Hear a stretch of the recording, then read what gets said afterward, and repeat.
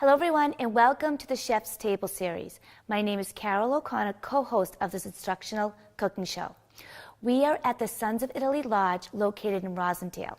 My co-host Joe Murphy and our guest chef Fred Zagami, chef owner of Salem Food Market, will be making two Italian dishes.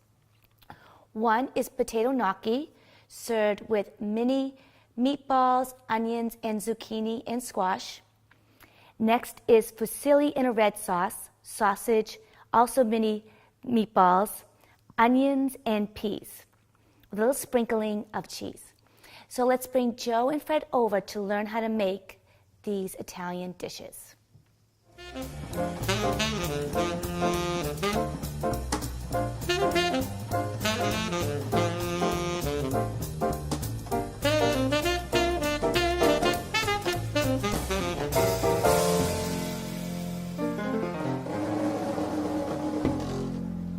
Hi, I'm Chef Joe Murphy, and today we're really pleased to have a return visit from chef owner Fred Zagami.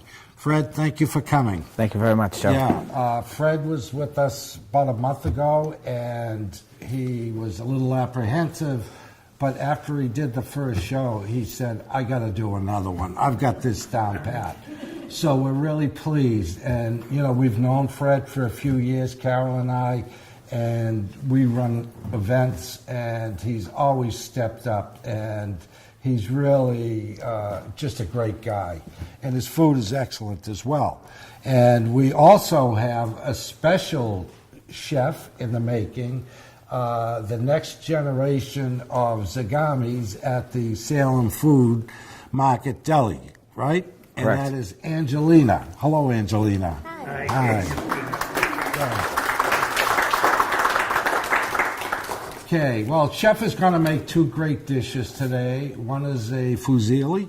Fusilli, meatball, sausage, peas. Great. And also a potato gnocchi. But before we get started, I just want to keep you on track. This show is designed to be instructional. So as Chef is cooking, I'll be talking to him and asking him questions, and we'll talk about technique. If I think he's giving a really good tip, which he did the last time, I'll be pointing that out for you. But the Chef's Table series is produced by the Chef's Table Foundation, and the Chef's Table Foundation is dedicated to helping homeless U.S. veterans, and as they try to work back into whatever a normal way of life is for the rest of us, it's a tragedy. And I heard a statistic today that 20% of the homeless population are U.S. veterans. So Carol O'Connor and myself strongly believe that whatever we can do to help them, it's incumbent upon us to make every effort. So this show, as much as we love cooking, we're true foodies, we're passionate about the show and cooking, and we're very passionate about homeless veterans. But our intention is also, there is a very large homeless young people, 18 and younger, in the state of Massachusetts. And we are going to provide for the homeless U.S. veterans and the homeless youth, hopefully, a culinary school education if they have the passion to be in the food business. And it's a 7-month education at a wonderful culinary school in Boston. So we're grateful for the viewers that watch, but that is the mission. As much as we love the show, we love our mission. And we have a great audience tonight, and we are also going to use this show to help support the parish church that Carol and I are members of. And so many people in this state have heard of been to Mission Church, a.k.a. Our Lady of Perpetual Help Basilica on Tremont Street in Boston. It's just up from Brigham Circle. And we're going to try to help them get the bells working in the bell towers. It's really part of the community. People listen. They gear their schedule by those bells, and so if we can help them, we want to do that. So again, it's an instructional show, and Chef, Are you ready? I'm ready. Okay. Angelina? Ready? Ready? Keep an eye on him, make sure he's doing the right thing. So because it's instructional, the first thing we talk about in every show is the term mise en place. It's a French term, means pretty much everything in its place. So before you start your cooking, you get all your ingredients laid out. That means everything in its place again, mise en place.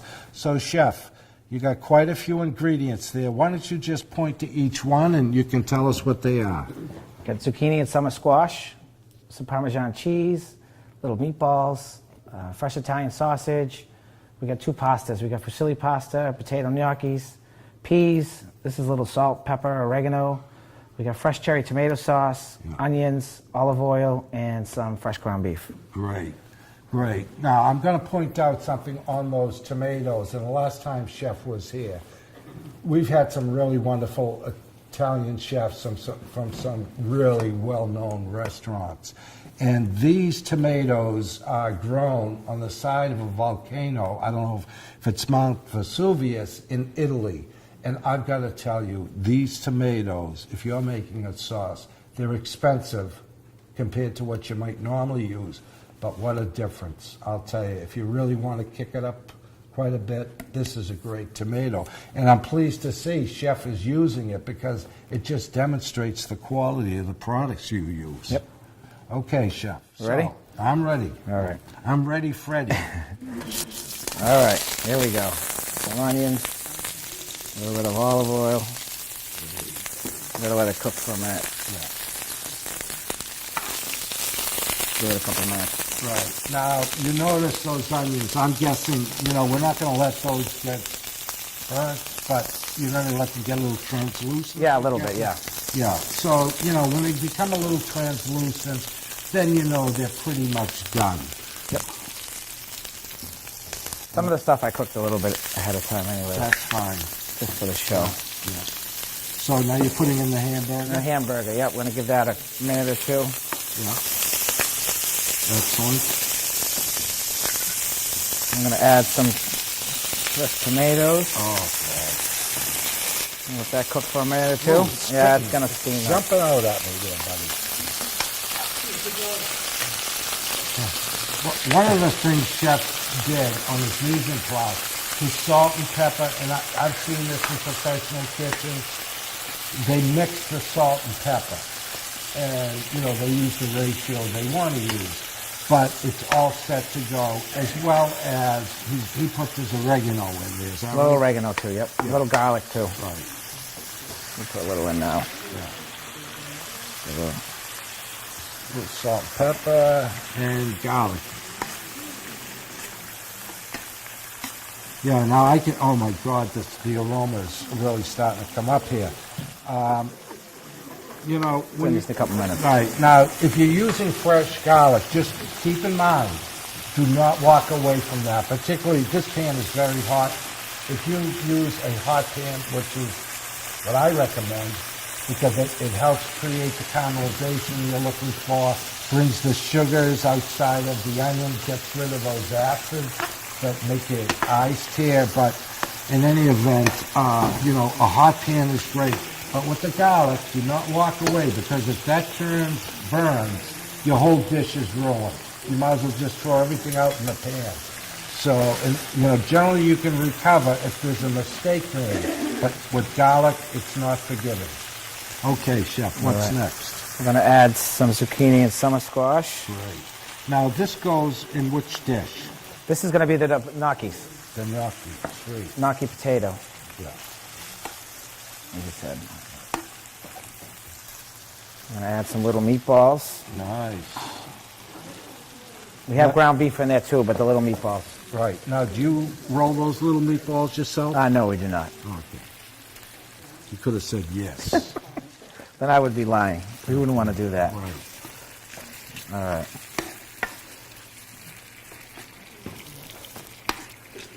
Couple more minutes. Yeah. We're ready to go. Excellent. I'm going to add a little bit of tomato juice. Excellent. I'm going to let it cook for a couple more minutes. Right. All right, So while that's cooking, we're going to grab some of our gnocchis. Water's boiling. I'm going to dump this in. It only needs about 4 or 5 minutes. Once it starts floating, it's done.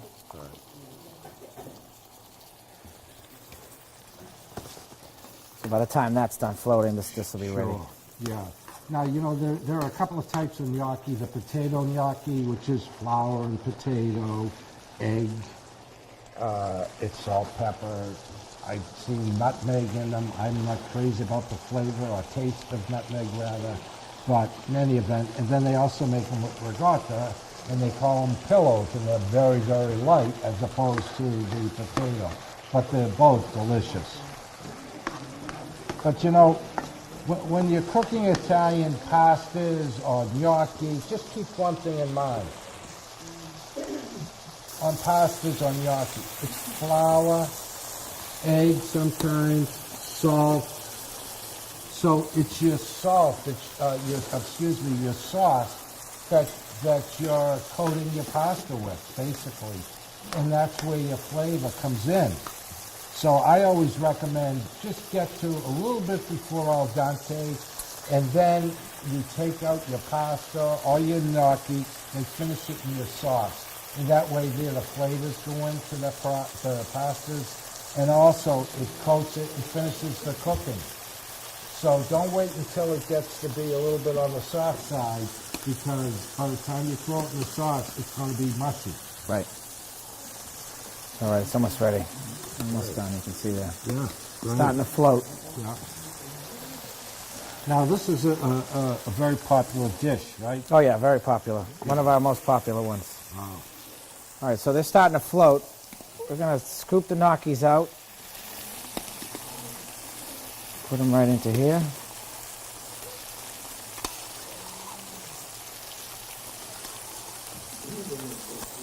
We can turn it off. Oh, this looks so good, and the aroma is fabulous. Now, if you like a little heat, which every time we have a chef on, particularly guys from Italy, right, they're throwing those red pepper flakes in there, and I'm saying, please, don't kill us. But they think it's funny, and but I do like a little heat. But if you don't grow up with it, it takes a little while to get the heat. You get used to it, right? We're not. Those over. Put the pasta right here. All right. You know, Fred's last name, Chef Fred's last name is Zagami, and his mother, though's name is Genevieve. And I can see he's so handsome, it's the Irish side. And so, anyways, having said that, and I generally... Yeah, well, that's right. Well, I'm going to tell you why. We just had one of the guests in the audience ask, if he's Irish, why is he cooking Italian food? I've told this to some wonderful chefs from Italy that we've had on this show, and good friends of mine.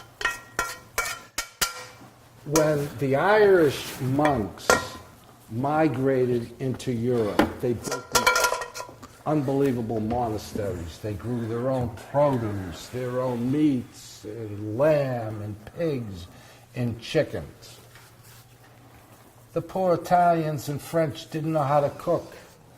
So the Irish monks taught the Italians how to cook. St. Patrick was Italian.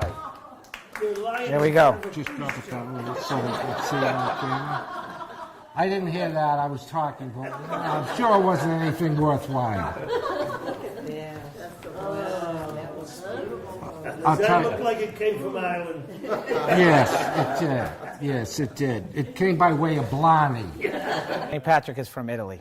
Yes, I know he's from Italy, and the reason he went to Ireland was to learn how to cook. Correct.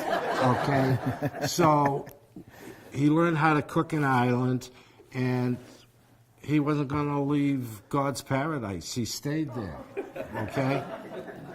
So, anyways, I say this every time we have an Italian chef or do an Italian-themed show. Italian Americans think they're funny. They'll say, hey, can I come over for an Irish 7-course meal? a 6-pack of beer and a baked potato. That's not true. That's not true. But anyways, we'll move along here. All right, so Chef, what's next? Now we're going to do a meatball, sausage, peas, fusilli pasta. Ooh, I love that. Really Yeah. sounds good. So we're going to start off the same way that we did before with some oil All right, and some onions.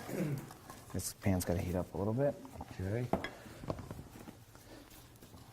Yeah, might just take a minute or so. Yeah, it'll take a minute or Yeah. two.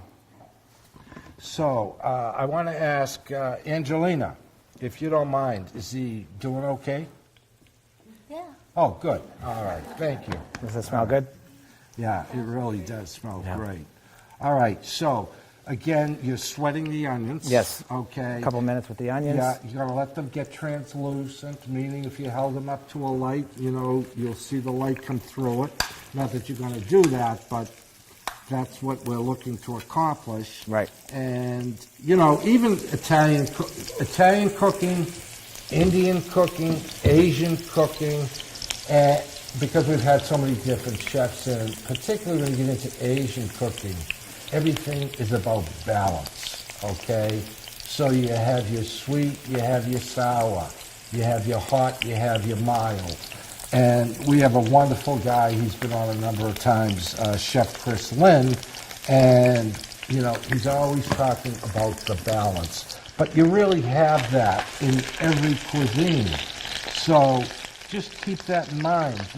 Here we have savory, we have the sweet tomato, right? Yep. And so again, when you're cooking, think in terms of balance. And don't be afraid to taste as you go along.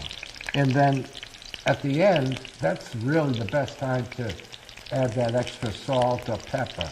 Wait until everything's finished, even though it's good to throw salt on at the beginning, particularly when you're sweating onion. But, it's a creative process. So again, TT, to taste, and at the end is when you want to really do your finished season. We're going to add the cherry tomatoes, Sweet. same way we did before. Yeah. Give them a little, mash them up.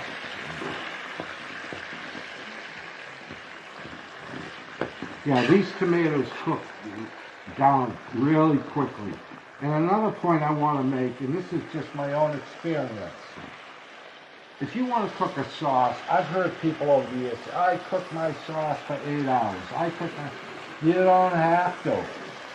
You've got a nice tomato, 20 minutes, half hour. You've got the most beautiful marinara sauce if you use, a whole tomato or chunky tomato.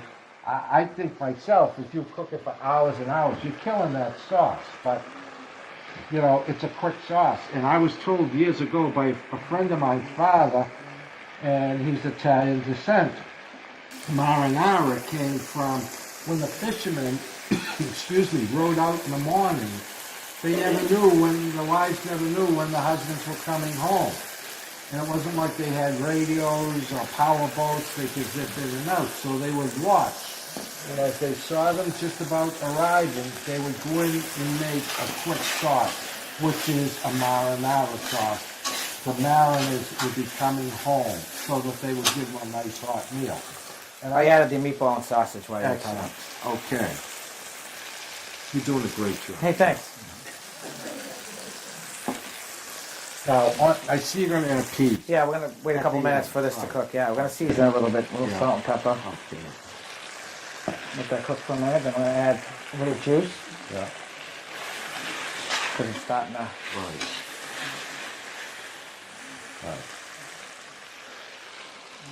Right. Now, Chef just said he was going to add a little bit of juice. So, and I'm sure you've seen this on cooking shows before. If that sauce is getting a little too tight, a little too dry, do not be afraid to use that pasta water. Okay? Right. And you can just add it. You don't want to drown it, but add enough to loosen up your sauce. You want that sauce so that it's going to be able to coat your pasta, really. Okay. Now we're going to add the peas. Yeah. So, Chef just added the peas. Now, do you have anything else to add besides We're the going peas? to the pasta. That's it, and then a little Okay, cheese. right. So peas, they cook very quickly. Very quickly, right towards the end. At the end, that's when you want to add them. And I got to tell you, the aromas are fabulous. Italians love cooking with peas. Oh, yeah. Well, you know, the aromas are so unbelievable. Are they moving up towards us to jump on this food? Or Yeah, are he's they- getting closer over here. Yeah, okay, good. All right. So, on your fusilli, you cook this. I cooked it halfway. Yeah, Because that's once fine. I add it, it'll finish it off inside the pasta. So, and there's nothing wrong with adding, cooking the pasta early and just keep it refrigerated. Do not make the mistake I made a number of years ago. Do not coat it in olive oil. No, that okay? spoils it faster. Right. It gets rancid if you let it sit too long. Butter, no problem. You can do that. And that'll help it from sticking and clumping together until you're ready to put it in your finished dish. And I love fusilli because it amazes me because, as I said a little while ago, pasta in itself has no real good flavor as far as I'm concerned. But it's these wonderful sauces and variations that add the flavor to the pasta. And I love fusilli because fusilli tends to be a denser pasta, and when you're eating it, the bite, what they call the bite, the texture in your mouth. So, and what's fabulous about this dish, you have different colors, different shapes, and that's part of the eating process. You want great looking food.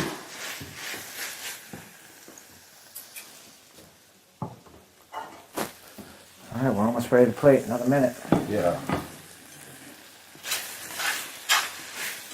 We call that dish. Nothing. It's like a cacciatore, but meatball, sausage, peas, pasta.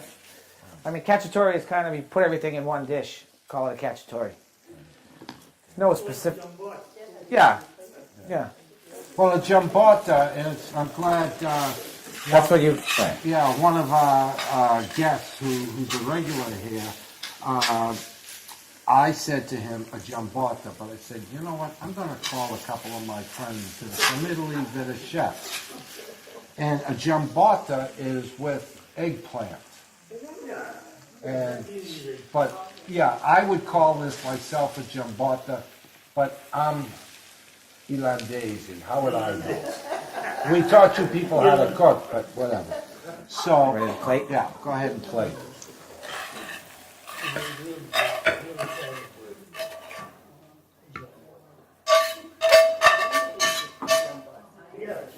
Excellent. Excellent. I've got to tell you, this is an absolutely two fabulous dishes. There is another word, Mama used to use. A little parsley on top. Garnish. Good to go. Did you notice Chef just put up? I got two. Did you notice Chef just put some parsley on this plated meal? It really finishes the dish. So if you have some fresh parsley, just chop it up, small, fine, not fine, but, like a small chop, and the dish looks fabulous. And thank you. Thank you. Yeah, it absolutely smells delicious, and I really want to compliment the chef. This is part of our new set, and he made such a mess over here with the oil. It's unbelievable. But that's okay. That goes with cooking. That's it. That's it. So, anyways, one thing about chef's business, and I really respect this, particularly, it's not a big 4-star restaurant, but he's using really great quality ingredients. And to me, that says something about the restaurant, because a lot of places you're getting frozen meatballs, not fresh sausage. Nope. And on the last show we had Chef on, everything he uses is fresh, which is great. A lot of times if you go into, say, like a sandwich shop, they're using frozen cutlets breaded already. They throw them in the fryer later. I'm not saying they don't taste good, but it's not the same as you're going to find in the type of place that Chef is running. So we're very pleased. And I'm guessing we have a few minutes, and I just want to tell you something Chef is doing. He's passionate about veterans. And in his shop, one Tuesday a month? First Tuesday a month for the next 5 months. 5 months. What do you do? Free lunch for veterans, past or present. Yeah. So, you know, that just is another tribute to Fred, Chef Fred Zagami, but it's also a tribute to the food industry. Whatever it is that makes up the chef, that personality, they're very giving. And part of, which I've never talked about in the show, is I'm old enough to remember the family meal, okay? And today, we just don't see it often enough, where the family sits down with the kids. In my house, if you weren't home for dinner, forget it. 1 o'clock, Sunday afternoon, Sunday dinner. And I really think that should be a part, that was a core value of the family experience. And I'm not saying families aren't good today, that parents don't work hard for their children, but it does bring that family unit together, and I think it makes a difference. Because if they're sitting in front of you and they get out of line, you can reach over and give them a crack in the chops, right? So, I'm just kidding, folks. But in any event, so I know that you were acknowledged by State Senator Mike Rush because of what you're doing. He's state rep. Yeah, state senator, and he's the chair of the Veterans Committee for in the Senate for the state of Massachusetts. But we have a nice article coming out in a few weeks in the Globe too, which is great. Yep. Yeah. Did you have pictures taken? Did you want me to come over and stand with you? Sure, of course. Since you're the best looking one around. It improved the picture. Hey, thank you very much. Thank you very much. No, you know, I love to kid Fred. He's a great guy, and as I said earlier, he's always there if you say, Fred, I need your help, you know. And sometimes in an independent business, it's not easy to beg, you know. It's not, but it's the small companies that really say, I'll give you a hand, okay? It's not all the corporate stuff, and I'm not saying they don't do their share, but it's always great to work with a local organization. And, you know, I know you sell different ingredients, and we don't promote selling anything, but, you know, just some really great imported products that you have, and it's great. So we're pleased you're here, Chef. Thank you very much. And I'm very pleased that the next generation coming up is Chef Angelina. Thank you for coming. Oh, you're welcome.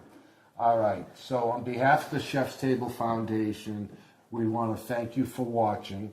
And if you would like to rewatch this show, you can go to the Chef's Table Series.tv, and this show, as well as all the other shows, are posted there. But we also put the recipe there. So today, you know, with your iPad or your laptop, you can take that computer right to the kitchen and you can cook along with the chef. And if you don't like the looks of the chef, I'm always on camera next to him. So, Fred's a great little guy. I didn't mean you, by the way. Yeah, of course. Okay. So, anyways, we hope you take advantage of that. We're also now on YouTube.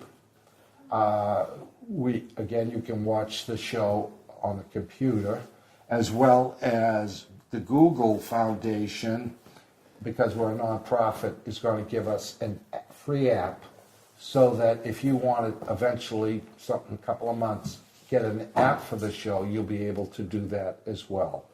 So we're very pleased that you're watching, and we'd like to thank our guests tonight. Thank you. Thank you.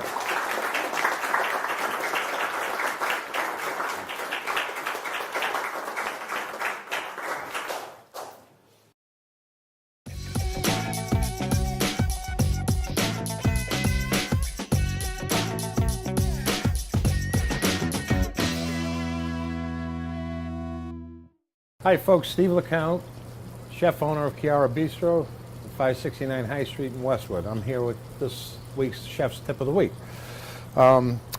This week I thought I'd go back a little bit in time and just show you how to make a perfect rice pilaf. This is a recipe I haven't followed around with in 40 years since it was shown to me. And it really does come out perfectly every time. So what I'm starting with is some whole butter. And I'm adding in a little bit of white onion that I've diced up. And I'm going to let that cook until it's translucent. Increase the heat here a little bit. While that's cooking, I just want to talk about infusing some flavors into the rice.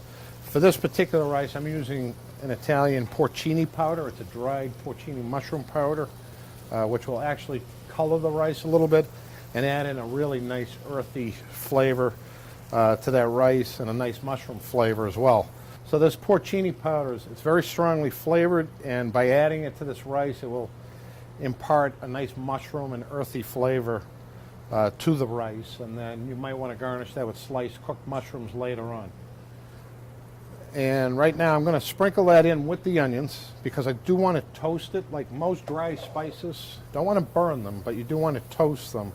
And what that does is brings out any of the natural oils in the spice. Because they are dried, it's kind of like reconstituting them. It will bring out the oils and impart more flavor in there. So we've got a good amount of this, maybe a couple teaspoons for this amount of rice. I've got 1 cup of long grain white rice, that kind of famous brands around in the supermarket that maybe your uncle has in his pantry somewhere. Okay, and I'm going to stir that a little bit. So I want to kind of coat the rice with that butter and porcini powder.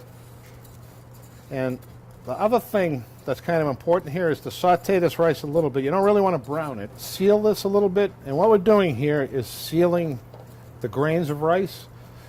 Because remember, when rice does cook and it starts to soften, the grains expand and the starch is inside the grain of rice and it comes out. And when you're making a rice pilaf, you really want it to be kind of fluffy and dry and not starchy. This isn't a risotto dish. We're trying to avoid exuding much of that starch. So the perfect measurements is really a 2-to-1 liquid. So I'm going to add, I had 1 cup of rice in there. I'm going to add in 2 cups of chicken stock. And you can use a vegetable stock if you prefer, if you're vegetarian. And I am going to see that, you can see the rich brown color from that porcini powder. Now, other options, well, I'm going to wait until this comes back to a boil. And other options for putting in flavors, a Mexican-style rice is always nice. You can use a combination of chili powder, a little bit of cumin, maybe a touch of cayenne if you like a little spicier, and maybe some green olives in there, some piquillo peppers or a sweet red pepper. And that'll all bake right into the rice and really impart all the flavors right into it. So rice is really, it's like a sponge. It just absorbs different flavors that you add to it.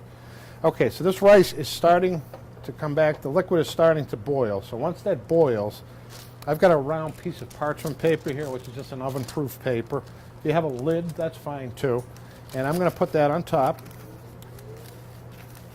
And I'm going to place this in a 375-degree oven for 20 to 25 minutes. And when that comes out, it should be, all the liquid should be absorbed into the rice, and it should be perfectly fluffy. Okay, so we'll see what happens in 20 minutes. Okay, so I've pulled the rice out of the oven. It's been exactly about 24 minutes or so, and you can see the color there from the porcini powder. I'm going to remove that parchment paper, and you can see that all the liquid has been absorbed into the rice, yet that rice still looks like perfect little grains, whole grains of rice, so that they're not smashed and overcooked. And that's one reason I really like that oven method. It just distributes a nice, even, steady heat through this. The proportions are right there, and you can see how perfectly, it's still a little bit moist. It is cooked, and how perfectly separated those are. So it's a great technique. Now, I forgot to season that on the way in, so I'm going to add a little bit of salt and some black pepper to this right now. And again, you don't want to overhandle rice, so I'm just going to kind of fluff that up a little bit. We're going to plate that. If I had some sauteed mushrooms at this time, that would be a good time to add them to them. And I'm going to plate that on a plate. And just for a little color, I'm going to do a few bits of scallion here.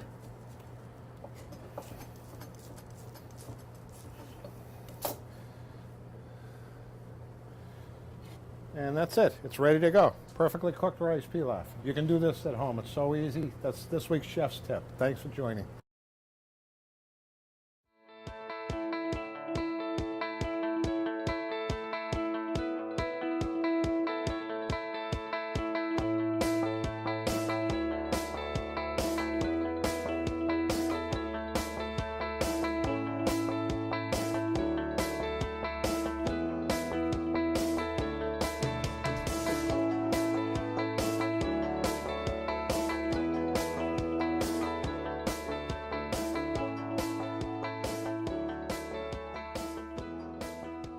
Hello everyone and welcome to the wine pairing segment of the Chef's Table series.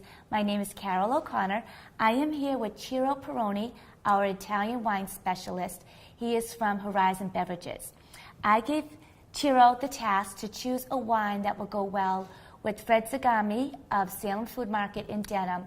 His two pasta dishes, one was gnocchi and the other one was fusilli.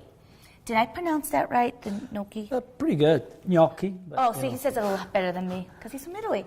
So, what wine did you choose today, hon? I chose a wine from Umbria, which is truly the heartland of Italy. A region, unfortunately, is not talked about enough in the wine world, but it's a beautiful region of Italy. It's also known as the green heart of Italy, because it's still very natural, very unspoiled, very green. And this producer is actually one of the first to work hardly towards that direction as far as the wine business is concerned, and also making a name for Umbria and for their winery within Umbria. Yes. Oh, interesting. Yes. So what year is it? Because I remember how you were teaching us that. Is it like a 2010? Is it an early Yes, one? this is also 2010. So it's a wine that it's actually called called Arnaldo Caprai is the name of the producer, which is a leader producer in the production of wines from the area of Montefalco. So just to give you a point of reference, Umbria is in the center of Italy, borders with Tuscany, Lazio on the western side, and on the eastern side with Marche and Abruzzo. So it's right smack in the middle, doesn't touch the water on any side. It's actually cut in the middle by the Apennines, the mountains. And Montefalco, it's a medieval town, just like Montalcino in Tuscany or Montepulciano or things like that. Actually named after the mountain of the Falcons, at one point inhabited by falcons. And the wines of the area, the most important grape of the area, it's called Sagrantino. Sagrantino, also known as the sacred grape, it goes back to the Night of Times. And it's a grape they used to be making into wine to make a sweet wine for Easter morning, basically lunch, if you will. Yes. And then later on it turned also to be into a dry wine, which is the most important wine of the area, called Sagrantino di Montefalco. And then there is, as we have in many areas of Italy, so-called fallback appellations, which means the second wine of the area, like in this case, Rosso di Montefalco. Ooh. Yes. All right, let's try it. Sure, let's open it. So, just to give you an idea, Arnaldo Caprai is a family-owned business where Marco Caprai is the current owner. And it's a winery that started in the early 70s. Basically, a wine that one of the first to truly believe in Sagrantino, which is this variety almost went extinct. Figure that when they started, there were only about 8 hectares of Sagrantino still planted, because it's practically one of the most powerful varieties that you'll ever find in the world, the most tannic variety you find in the world, which means it's very, very intense, dries out the palate a lot, and also very rich in polyphenols, which are very important for the heart, very, very important. People don't know that. Sagrantino is still, unfortunately, very unknown in the market, although you start seeing it a lot more commonly in stores. And wine like this can help, because this isn't the Sagrantino di Montefalco, which means 100% Sagrantino grape. This is the Rosso di Montefalco, which you can only have about 15% Sagrantino. The remaining, it's 70% Sangiovese, which is very famous in Tuscany, exactly, and then 15% Merlot. So you have 3 different varieties. The idea is that Sangiovese brings the acidity, which is the freshness on the palate. Sagrantino is the tannic structures, the power, and also the ageability. And Merlot is in the middle to soften up the blend and allow, for an harmonious wine. Yes. So why would this go well with those pasta dishes? 'Cause it's- I think this is a wine that in Italy we would consider a wine a tutto pasto, which means across the table or across the meal. You could ideally match it with the salumi plate, so if you have Yes. some mortadella, prosciutto, capicola, things like that. Definitely with a pasta course, especially with things with the gnocchi or fusilli with a hearty sauce. I think this is a great wine Right. because it has enough acidity to cut through the maybe like a richer sauce. And also keeps the wine very refreshed and lively, as well as you could go with the red meat because again due to the tannic structure, so the intensity of dryness on the palate, with a richer cut of meat could be still a good matching Good. wine. Yes. Yeah, because he had meatballs and sausages Right. and vegetables of peas, onions, and peppers. So Correct. So there's a you're lot trying to going on in find- those dishes. Exactly. So you're trying to find a wine that has different elements that can match up to the basically Correct. the recipe of Right. the dish. But when you, like I was saying, Umbria, it's a gorgeous region that definitely the prime foods of the region itself are meats. If a lot of lamb, a lot of pork, so definitely meat and a lot of legumes, like lots of rich soups made Yes. with lentils, beans, fava beans, Yeah, I love those chickpeas, and things like that. So very hearty type of food. Oh, That's will why go the well. wines of the area are quite hearty as well. Oh. Yeah, and And I see the color. yes. It's more of a orange. Yeah, a little bit orange or is on, it still on the young? rim. No, it's got, sometimes it's also the nature of the variety. Some varieties, Okay. such as Nebbiolo in Piedmont, can have that orange rim even at a very younger age. It's just the nature of the grapes. Doesn't necessarily mean it's an aging factor. Okay. In this case, you get a little bit of orange. It's a wine that is 2010, so it's going into the fifth year of his Yeah. life. Definitely a wine that can age another 5, 6, 7 years, no problem. But definitely a little bit of that. The core is still quite ruby, which means it's still very young as a wine. beautiful And color. you can tell from also the arches coming down, they're coming quite slowly. You can tell the intensity of the alcohol, which is in the wine, which by Ah. default Yeah, means tell me about that. means yes, because logically this is a wine that if you see the back label is 14.5% alcohol, which Mm-hmm. means it's quite high in alcohol. And by default, when you have high alcohol, you see the arches, forms are very narrow to each other, Mm-hmm. and also the tears come down very slowly, which means there's a lot of alcohol in the wine.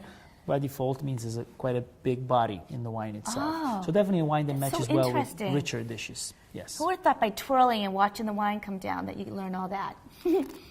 Oh, you taste it. Let me taste it. So the wine, not for the faint of heart. Ooh. It's a wine that Definitely cuts in. yes, cuts in. It's very direct, very straight, but it's a beautiful wine to match with food. Because you see it's very, very dry on the palate.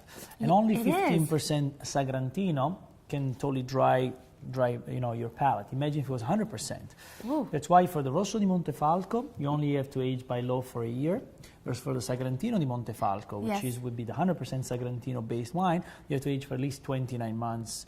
Which it's the fact that otherwise you would never be able to drink the wine because it would be too powerful Yeah. unless you're drinking it. Unless you after you buy, you age it for 10 years in your house. So it's something very, very, very unique. But Yeah, I agree with you. This would be a great wine because, all right, say the word again, gnocchi. gnocchi. Is thick and Yes. heavy. Like you only need a couple of them and you're full. Yes. And this wine would definitely work well with that. And same with the Yes. Fusilli because it's Yeah. a bit thick. Fusilli, it's a regional dish. It can be very different from if you go from the northern part of Italy to the southern part of Italy. Each region Oh, has its really? own version of Fusilli. Yes, some are shorter, some are longer, some are curlier, some have totally different shapes. goodness. Yeah, it's like saying pecorino, which is a cheese, but Yes. every region has its own pecorino. Still made with ship's milk, but in a different way from region to Wow. region. Yes. Oh my goodness. Yeah, we're still a country of 20 regions, but almost like 20 countries in one region. Yeah, that is Yes. so interesting. Yes. I learned about wine, Yes. the pasta, the cheese. It's all different. So even though someone says, "Oh, the cheese is from Italy," you're like, "Yeah," but it could be from. It depends on the region. Correct. You I know? think generalization is unfortunately Big the worst time. thing can happen because, especially in a country like Italy, but also in other countries, you want to be able to tell the story of a wine that it's only from the Montefalco area, which is Right. a very tiny town in southern part of Umbria. Same thing for cheese. We might be only from one place, or pasta, or anything else for that matter. Oh, love it. I love learning all this stuff. So Thank you. interesting. So everyone, this has been the wine pairing for Freddie Zagami's, say it, Gnocchi. That and the Fusilli. I want to thank Ciro Pirone, You're the welcome. Italian wine specialist, for being on the show with me today. And we'll see you next week. Salute. Salute.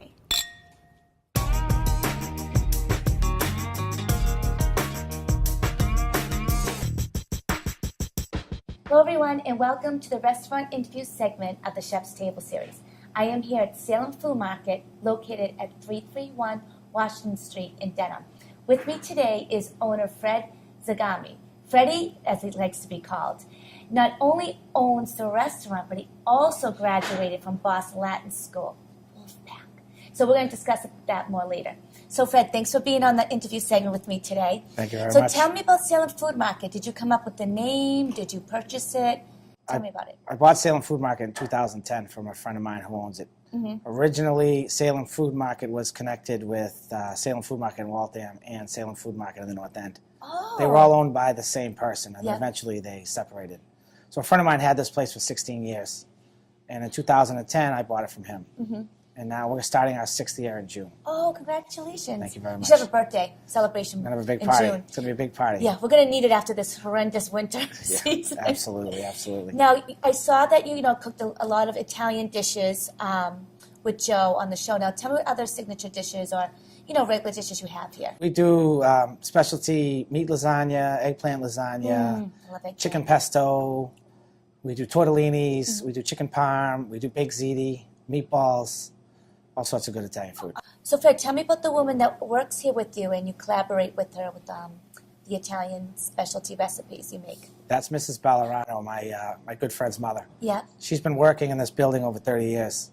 Wow. And she's pretty much taught me a lot of great stuff over the last 5 years. She comes in the morning, she does some of the prep, she cooks the specials, she shows me how to do the specials, and a lot of things I've learned from her. Oh, wow. Now, you also have a passion for veterans. Tell the audience about your I was in the background. military for 8 years. Wow. And Which division? and the Army National Guard. And I have family and friends that were all veterans that were all in the war, and it's a big thing to me. Yep. So we're offering the veteran special coming up, and we're going to do it once a month, Oh, the perfect. first Tuesday of every month. Tell me about the special. We're going to do a free lunch. Well, it's going to be a free sandwich. They come in, they're going to get a free sandwich. We're going to choice of a couple of them, or they can get a free small pasta dish. Oh, that's wonderful. Just to help them out, Right. And everyone, as you know, the Chef's Table Foundation, our goal is to provide culinary education to homeless U.S. veterans. So we both work in tandem to help the veterans, which Absolutely. is very important to do, definitely. Very important to us. Excellent. So everyone, as I mentioned at the beginning, myself, Frank Floyd, the videographer, and Freddie, we all went to Boston Latin School, except he graduated 4 years after me. But tell us the languages that you took at Latin school. In Latin school, I Yep. took Greek. I took Greek. I took 1 year of Spanish, 5 years of Italian, Didn't take Italian. and 7 years of Latin, Me too. and English as also. Now, do you find that these different languages you learned at Latin school has helped you in this industry It here? has along the way. I Yeah. can't speak the Italian, but I can understand it. Really? Yeah, I can understand it a little bit. Yep. How about the Spanish? Spanish, yeah. I mean, a lot of people now speak Spanish, and it's a big help when somebody comes in and you can't really understand. Right. And, certain things they say, we can figure it out. Oh, that's awesome. Now, like you and I both went 6 years. Six years, yeah. Yeah, 6 years at Latin school, and I loved it. And you're from Rosendale. I'm from Rosendale, originally. yep. I'm from West Roxbury originally, and and it's interesting. Sometimes you bump into teachers, or you bump. You see them here and there. West Roxbury, Rosendale, Hyde Park, there was a lot of Latin kids that came from yes. this area Yep. that went there. And a lot of my friends now that I still hang out with that I graduated with, we're a very close group. Yeah, and then I'm finding people who are married with kids. Their kids are now going. Now kids, yes, I Yeah. have a student here, a kid here who's in the 7th grade, Yes. and his brother's in the 9th grade. Oh, wow. And he works here with us. Yeah, Joe's grandsons and granddaughter, they both go to Latin school. Yeah, So it's that's- like that Latin Wolfpack connection. And we had the Cusina brothers on the show as well, and they went to Latin school. I graduated with Xenophon, Which one? 93, Xenophon. Oh, yeah, yeah. Santalis, yeah. Yeah. Such a small world Yeah. of Wolfpackers. Yeah. Love it. Taking over Dedham Square. That's right. So everyone, this has been the restaurant interview segment of Salem Food Market. I'm here with Freddie, and we will see you next week for the next restaurant interview. Cherry tomatoes, we did before. Mash them up.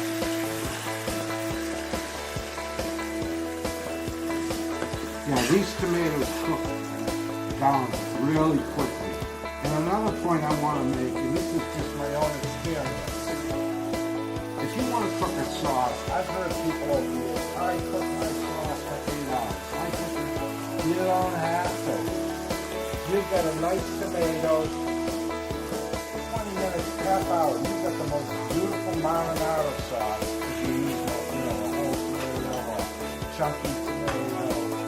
I think myself, if you cook it for hours and hours, you're killing that sauce. But, it's a quick sauce. And I was told years ago by a friend of my father, and he's Italian descent, marinara came from when the fishermen, rode out in the morning.